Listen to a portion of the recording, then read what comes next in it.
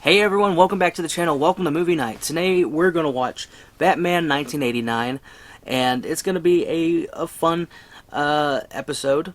I really do like the Batman movies. I even like the Joel Schumacher ones. They're not as bad. They're pretty bad, but they're not as awful as everybody says. I'm actually not a fan of the Dark Knight trilogy, but that's just my personal opinion. But yeah, we're going to watch the movie, and I'm going to tell you my thoughts on it. And yeah, so hope you enjoy this video. And let's get into it. Vicky Vale. Bruce Wayne. And what do you do for a living? Lieutenant, is there a 6-foot bat in Gotham City? Nice outfit.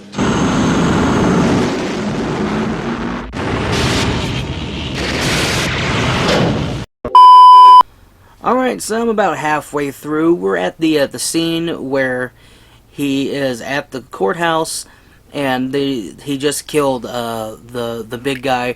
He's threw the feather in his throat and everything. Like I said, the movie does set up Batman. People are like, oh, they're not sure if he's real. They're downing everybody, and then you see a glimpse of Batman. And Michael Keaton, despite what you might say he does the duck lips. Everybody always makes fun of the duck lipped look he gives in the movie, but I would say it's sort of iconic with him. He made Batman, not only Bruce Wayne and Batman are not the same person. Like, Bruce Wayne is definitely, he's sort of forgetful, he's kind of, I would say excited, but he doesn't seem to be the ultra genius. He's just like a guy. He's just a guy. He's likable.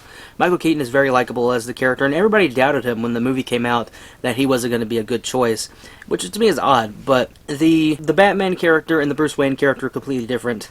His Batman is one of the best. I haven't seen the Robert Pattinson Batman yet, but I would say the one that's okay would be the Ben Affleck version. And I know people have their opinions about the Ben Affleck Batman, but he's a big guy. He's Bruce Wayne. Bruce Wayne is eccentric. He's a billionaire. He's all these things. And Ben Affleck, he does donate money. He does flash his money a little bit.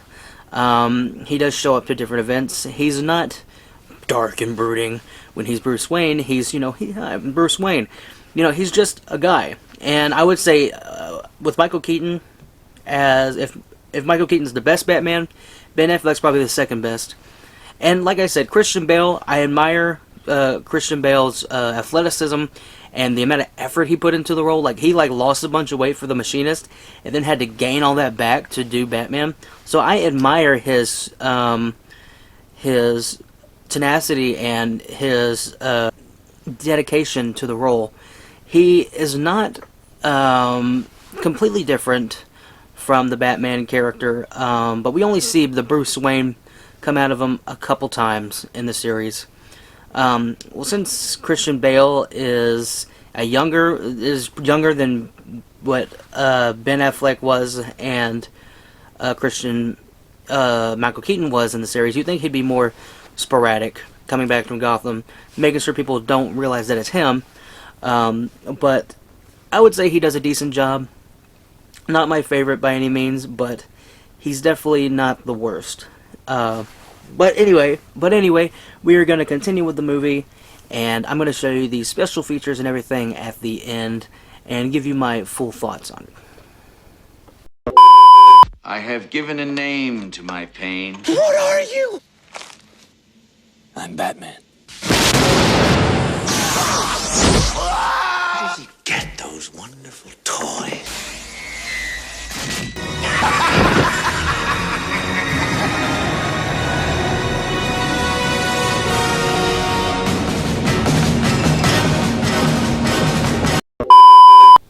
Alrighty, that's the end of the movie, and like I said, the movie still holds up. The Joker scene at the end of the movie is the best part.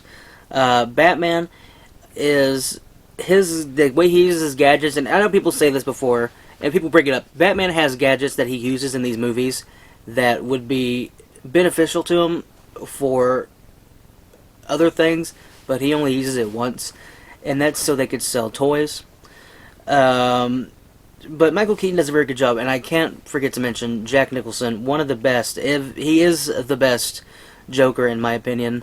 I know we did get a little glimpse of a deleted scene of the new Batman Joker, played by some guy, I can't say his name, but he is still, he doesn't even compare to Jack Nicholson's Joker. The only person who came close, really, is Joaquin Phoenix, and Joaquin Phoenix plays the more maniacal Joker. He plays a different Joker. It's not the same. Jack Napier and Arthur Fleck are not the same person. But what Jack Nicholson brings to the Jack Napier character, he's dark and brooding, intimidating. He's a mobster. He's a killer. He's a bad guy, and he does have his little quirks like the playing cards, which obviously a Joker, he has playing cards and everything, but he does have his little quirks. But when he becomes a Joker, he gets that green hair and that big grin, and he's just a million flavors of fun. The scene where he's talking to Vicky Vale, he's wearing the tan makeup, but he's still Joker underneath. And not only is he's playing Jack Napier, playing Joker, playing this eccentric art dealer guy, and it takes talent. And Jack Nicholson is just all kinds of fun in this movie. And the best scene with him doing his little Jokerisms as the Joker, where he's talking to Grissom, and he shoots him, and it's like